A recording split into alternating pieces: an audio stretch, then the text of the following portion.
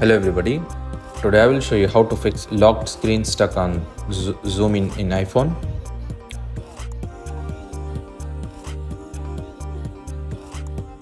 If your lock screen is stuck on zoom and you can't enter your password or scroll it like this.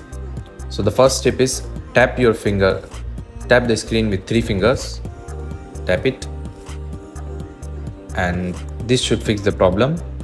If it does not fix your problem, the second step is force restart.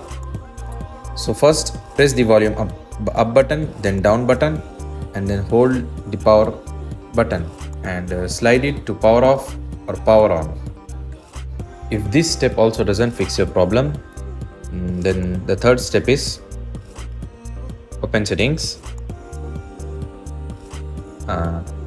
scroll down and click on accessibility, click on zoom and turn off this option. That's it. Thanks for watching.